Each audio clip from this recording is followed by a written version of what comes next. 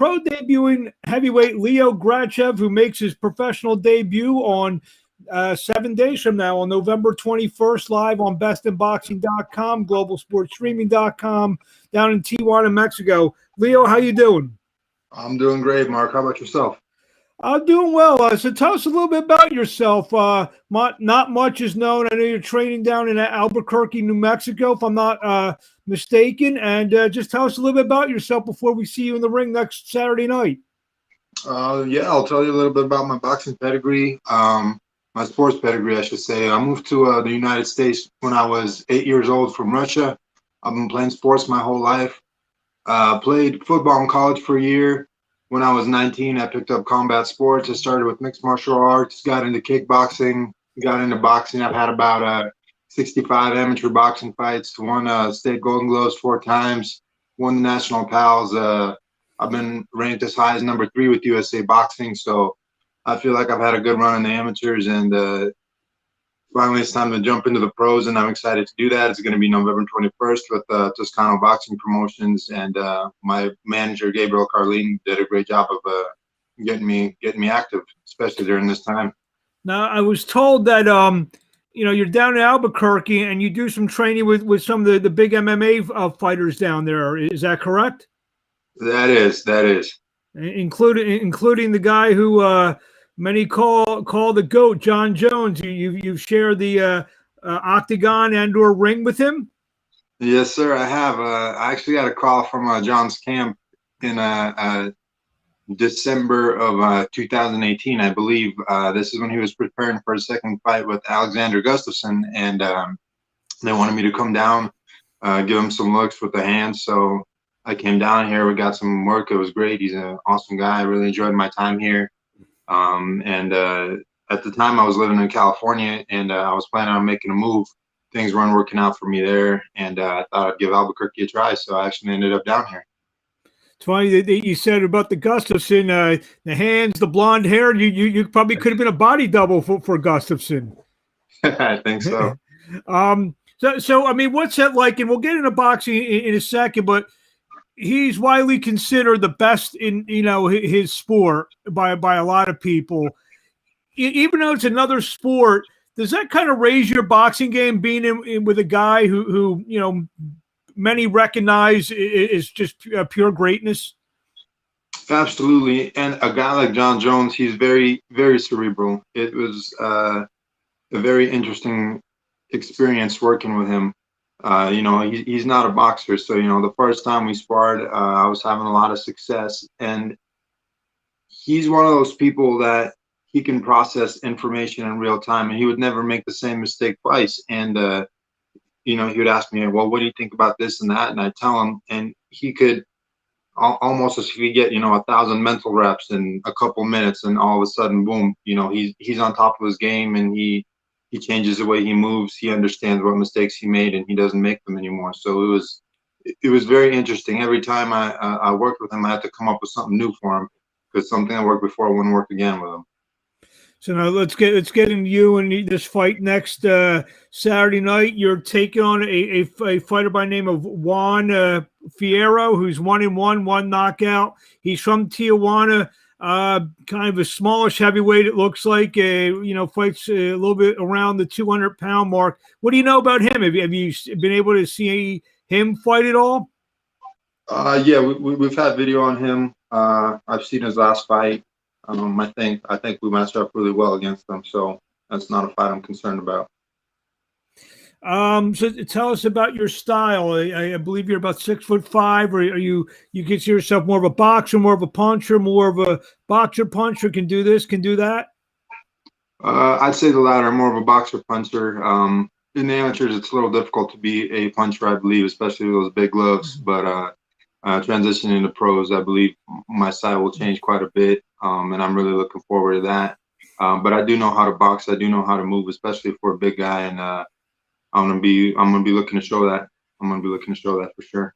And what weight around will we probably see you in? When I'm in great shape, I'm anywhere between 230, 240. And you expect to be somewhere in that range next week? Yeah, I think so. I think closer to 230. I've had a good training camp. I put a lot of miles in, so I'm actually sitting at a slim 230 right now. I feel good. I feel strong. I'm moving well. Being that you mentioned you came over from Russia as a as a young boy, and there's a lot of actually great fighters over in Russia, a lot of big guys, a lot of big heavyweights. Have you been back there at all to maybe work out with some of those? I mean, I would imagine you probably still got some family back there. I do have some family back there. I haven't been back in about 12 years. The Russian government system, there's a mandatory military service once you turn 18, Mm-hmm. and that goes all the way through until you're 27. So that kind of recently came up for me, but I am looking to come back. I have a lot of contacts in Russia, some good heavyweights out there, so I'd love to work with them. So hopefully something in the future will come up where I'll be able to make that trip. And how old are you now? I'm 30, so I mean, I started. So you can go back whenever then. Yep, yep. So that's good. So let's talk about. I know it's a long ways away. The heavyweight division. I mean, obviously you're turning pro and next week. And what other maybe name fighters have you been in there training with? So when I lived in California, I got to train. We used to go down to Legends Boxing and spar, so I got some work with Andy Ruiz. Dominic Brazil was down there. I think Prince Charles Martin was down there too. Mm-hmm. My friend Stephen Shaw, who's I think ranked about number 10 in the U.S. right now. Yeah, he is. He's split team management. Lou DeBella Entertainment. I know Stephen very well. Yeah, he's a good guy. I like him. So I got to work with him in California too. And yeah, it was funny. I kind of became sparring partner for a lot of MMA guys as well, as you kind of mentioned earlier. I'm not sure quite how I fell into that, but I've worked with Jon Jones. I'm good friends with Alistair Overeem, who's a world kickboxing champ. Absolutely, yep. I've worked with Curtis Blades, a lot of other guys. So I have worked with a lot of high level athletes. I've been in boxing 20 years, and I'd say maybe the past decade or so, there's been a lot of. I didn't plan to ask this question, but since you brought boxing, MMA boxing, can you notice that? I mean, what's the difference between, at least a pretty good boxer and an MMA fighter in terms of their stand up and striking? I mean, can you notice a difference? I think so. I believe that when especially when I box with MMA guys, I can see a lot more openings, but they're a lot more brave. They're braver. They'll come forward. They'll throw things. They'll throw unorthodox shots. And that also makes you think, you got to keep your eyes open. When you're boxing with a boxer, you're expecting a jab, you're expecting the right hand. And an MMA guy, he'll throw a leaping hook to an overhand to all this weird stuff. And, if you're not looking for it, you're not going to see it. So you gotta stay in the moment. What, who were your boxing influences growing up? Oh man, growing up in Russia, especially, we didn't get a lot of international guys. Obviously we knew Mike Tyson, but the Klitschko brothers, those were the guys. That they were the guys that they lived in Ukraine, but being Soviet people, they made it. They were the guys that made it. They came out. Vladimir won the Olympics, and then they had a great run in the pros. So those were my guys. And how about when you got to the States? Who did you start following? So when I got to the States, I've always heard the name Muhammad Ali, but I've never seen any of his fights. I do remember seeing Mike Tyson on TV a little bit back in Russia. So when I got here, I started looking at all the old school guys. I was never really a big follower of modern boxing for a long time. I would watch all the old school guys. I used to love Lennox Lewis when I came here. He's still one of my favorite boxers. So that was a lot of the film study I grew up on. You mentioned being the boxer puncher kind of thing. Lennox Lewis was as good as them all. Do we see maybe a little bit of that in your style? I mean, if I would ask you which fighter may have influenced you in terms of the way you fight, is there a guy out there? I definitely think it would probably be Lennox. I like everything about him. Not just boxing style. I think he's a good guy. I like the things he does. I like the way he talks. He's very humble, and he goes out there and he gets it done. So talk about this fight again. fight next Saturday Night Live in Tijuana, Mexico on bestinboxing.com, globalsportstreaming.com, Fight Hub TV on YouTube, Abrams Boxing on YouTube, a couple other outlets. What I mean, if I would have told you 5-10 years ago you're going to be making your pro debut in Tijuana, Mexico, what would you have thought about that? I don't know if I would have believed you. I think it's very interesting in these times, especially with all the COVID stuff going on. It's been very challenging finding fights. And like I said, my manager's done a great job of being on the lookout. And, it's crazy and I love it. I love when stuff like this happens. So I'm very excited for it. In a perfect world, how's the next 6 to 9, maybe a year, 6 to 9 months, maybe a year play out for you? How many times would be ideal for you to be in the ring? I was hoping to stay very busy this first few years. If possible, I'd like to fight, maybe 5 or 6 times next year, especially early on in the career. I don't think that's, a big ask, especially with the shorter fights, 4 to 6 rounds.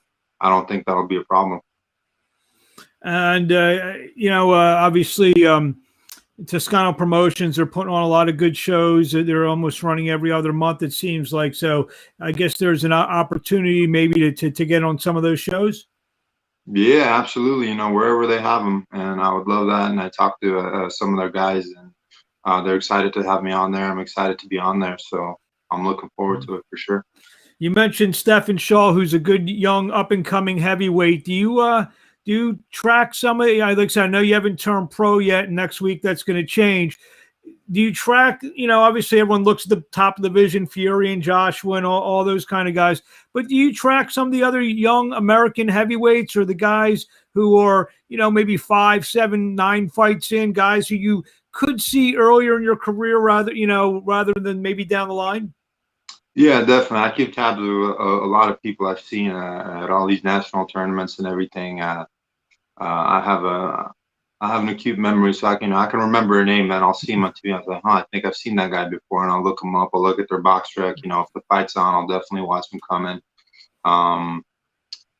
A few guys from the Olympic trials, they already made their debuts. I know Jared Anderson's doing great out in Vegas. He's had, I think, already 5 or 6 fights. I think he's about 7-0 with 7 knockouts now. Yeah, 7 now. So, would you say he's the top young American heavyweight out there? Hard to say. He's definitely got skills. I want to see him, with some good competition in there, and then I'll be able to pass my judgment on that. But he's definitely got skills. He's strong. I've seen him fight before. He can move. He can box. He can punch. You feel in the next year we'll be talking about you maybe in the same breath?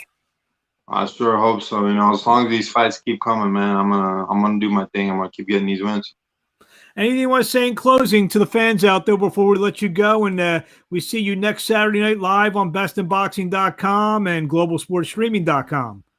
Yeah, absolutely. I want to thank everybody, my family, my friends, all my sponsors, for everything they've done for me. And it's a very challenging time for a lot of boxers getting fights. But, huge shout out to my manager, Gabriel Carlin, for putting this together, Toscano Boxing for having me on.